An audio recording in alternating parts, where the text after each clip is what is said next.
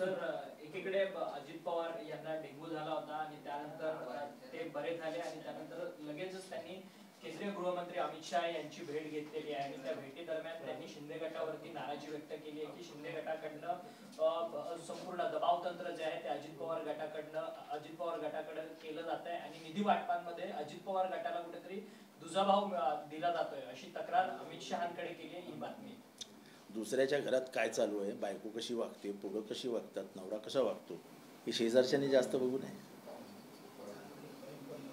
परंतु ज्या गोष्टींकरता तुमच्याशी तफावत घेऊन दुरावा घेऊन ते सत्तेत गेले ते खोटंच होतं ना सगळं. ते सगळं खोट्याच्याच आधारावर होतं ना.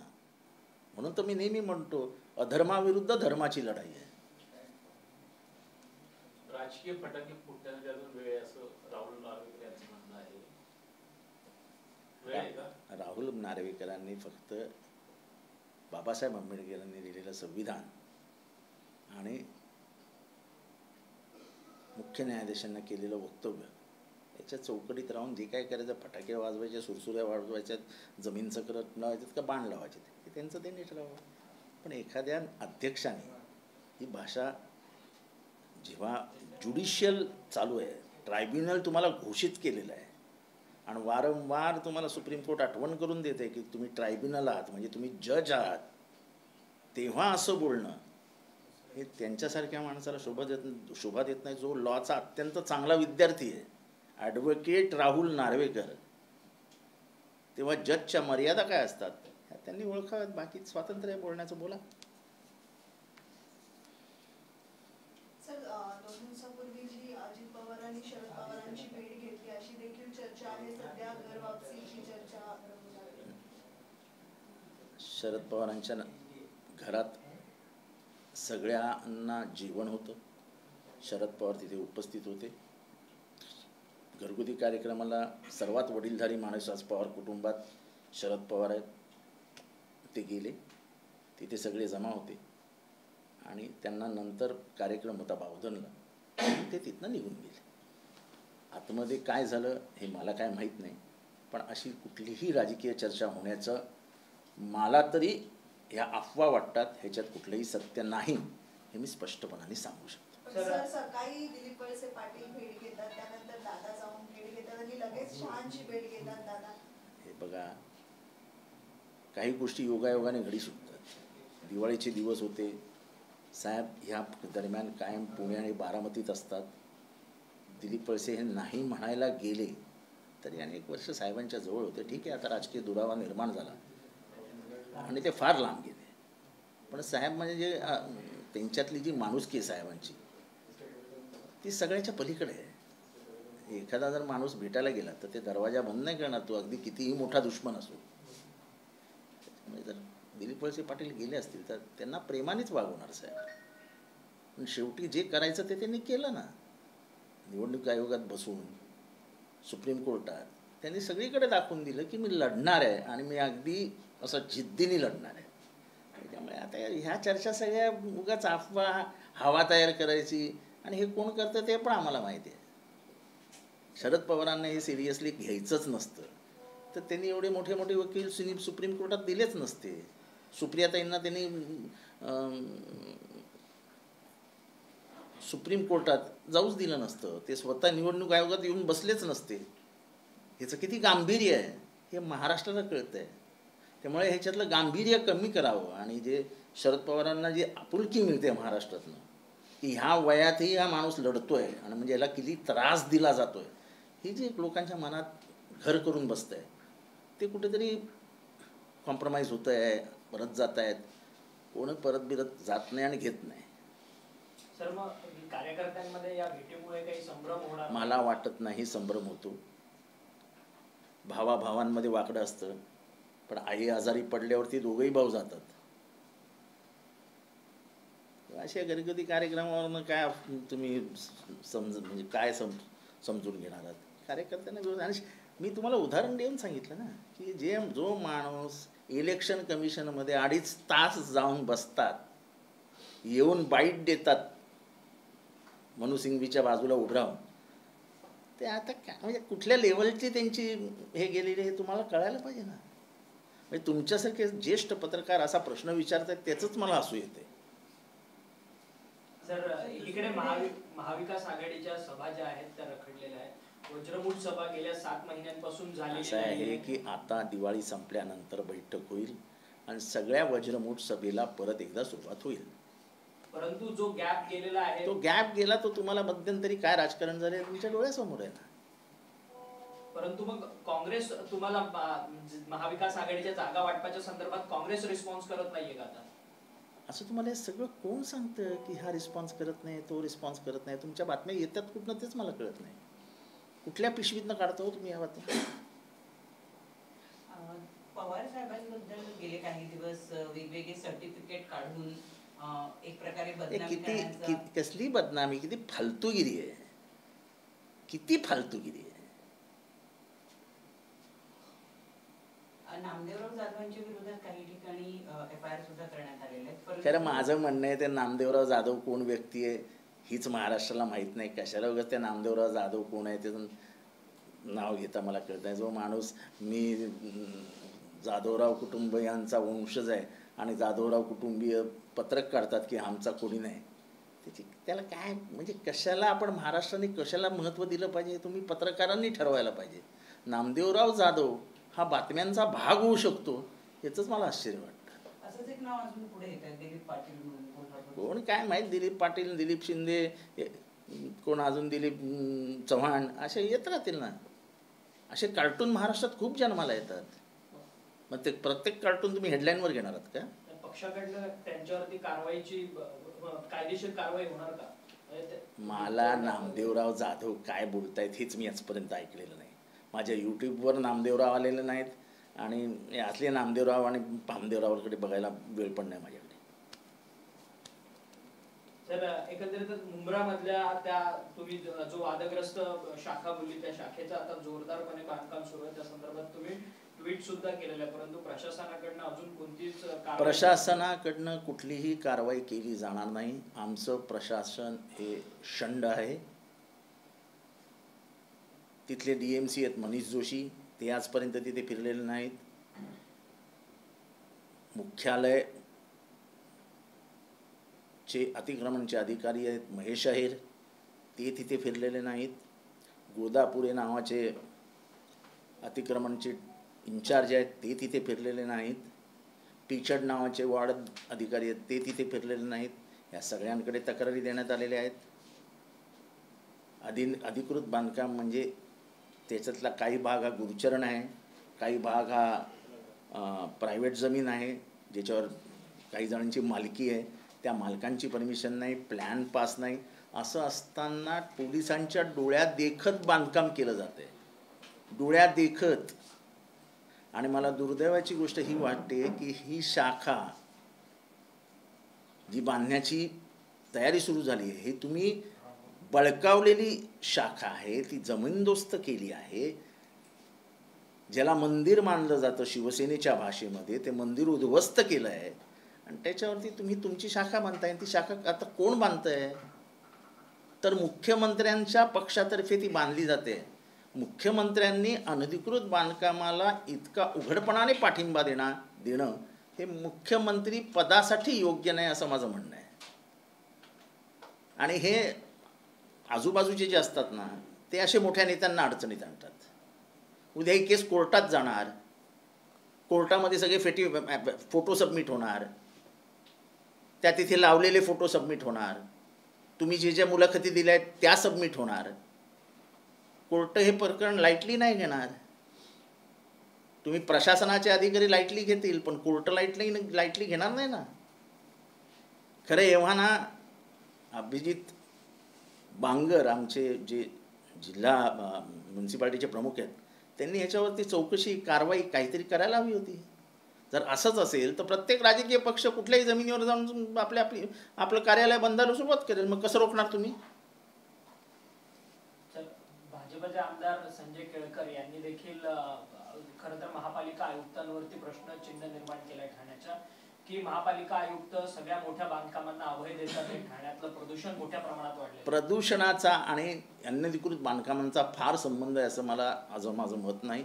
पण ही गोष्ट खरी की ठाण्यामध्ये 8-8 मजली इमारती बांधल्या जात आहेत, खुलेआम बांधल्या जात आहेत, त्याच्यावरती कुठलाही लगाम नाही आहे, ठाण्याची पाण्याची परिस्थिती वाईट आहे.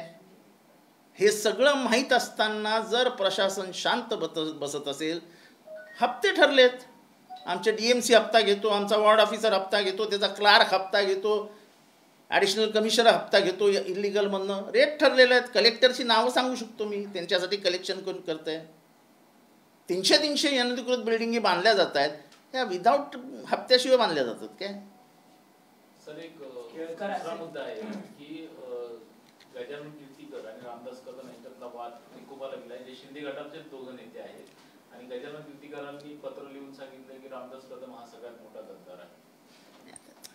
गद्दाराला गद्दारीची भाषा समजते यार, आपल्याला काय करायचं आहे, आपण निष्ठावान माणसं, कुठे त्यांच्या नादाला लागायचं, ते काय करतात त्याच्यावर चर्चा करायची.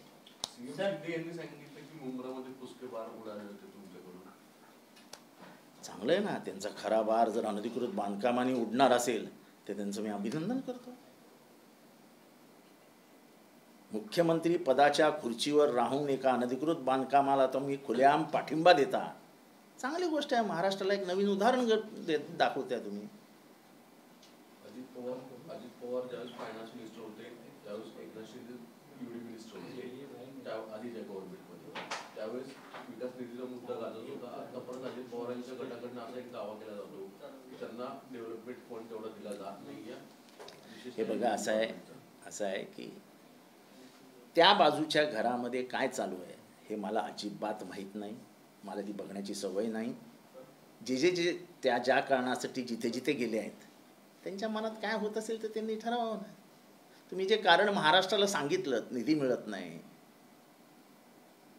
म्हणजे एकनाथ शिंदेंनीच सांगितलेलं की राष्ट्रवादी काँग्रेसमुळे शिवसेना संपणार आहे, आज तेच एका राष्ट्रवादीच्या गटाबरोबर खुर्ची शेअर करतायत, चर्चा करतात, दररोज एक दिवसाआड दोघं भेटत आहेत. तेव्हा ह्यांच्या वक्तव्यांवर तुम्ही कुठपर्यंत विश्वास ठेवणार.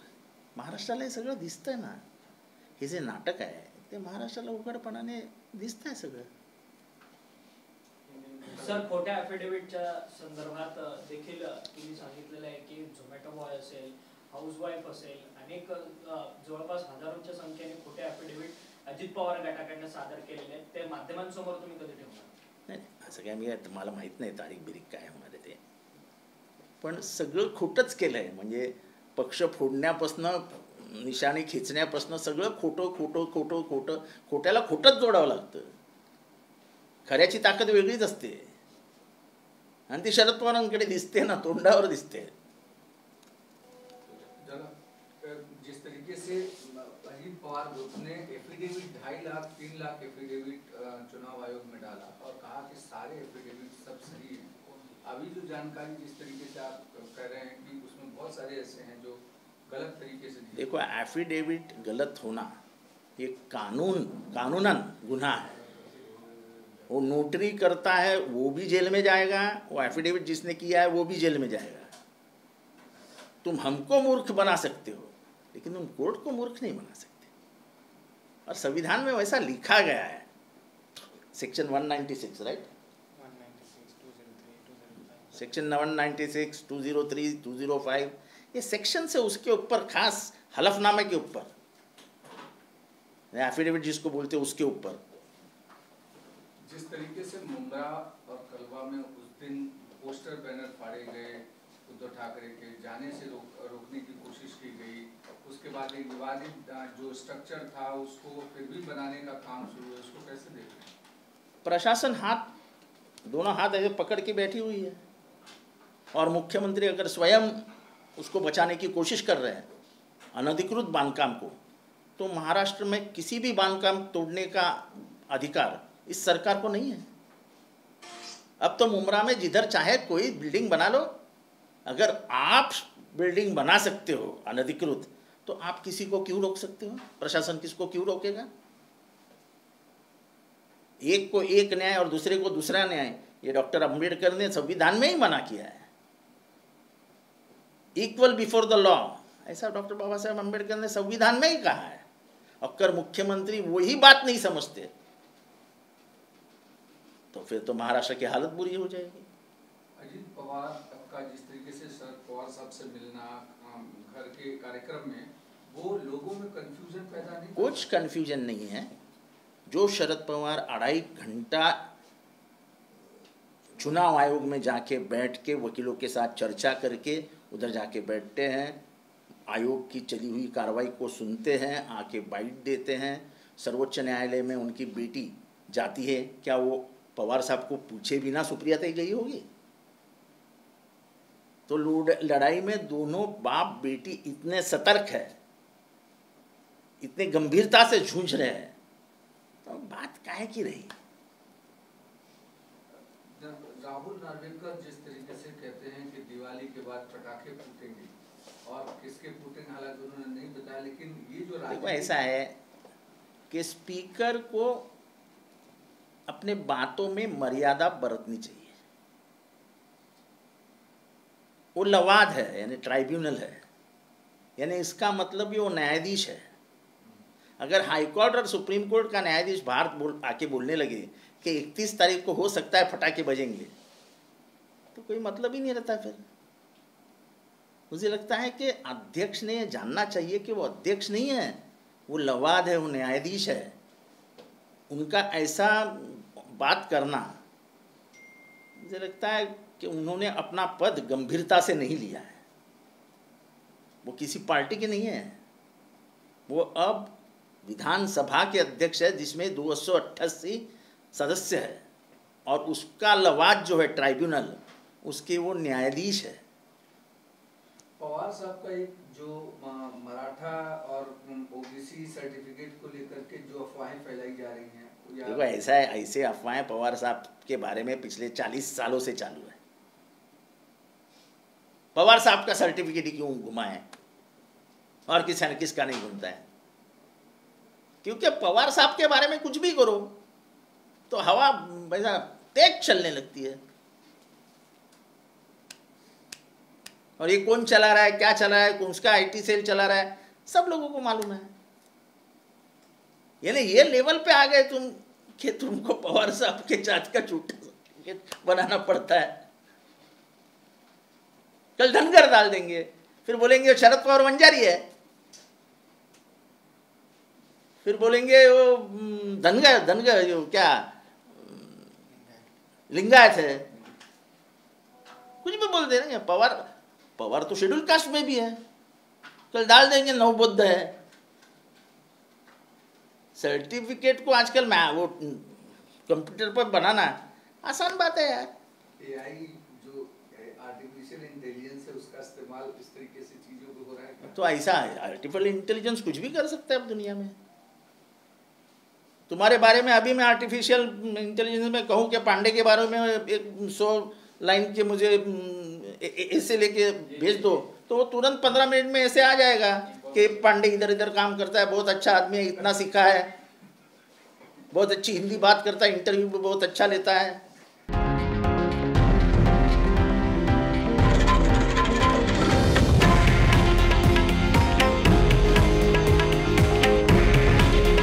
हे आहे देशातील नंबर 1 न्यूज नेटवर्क, आणि आपण पाहत आहात TV9 मराठी। काळजी तुमची, हित महाराष्ट्राचं।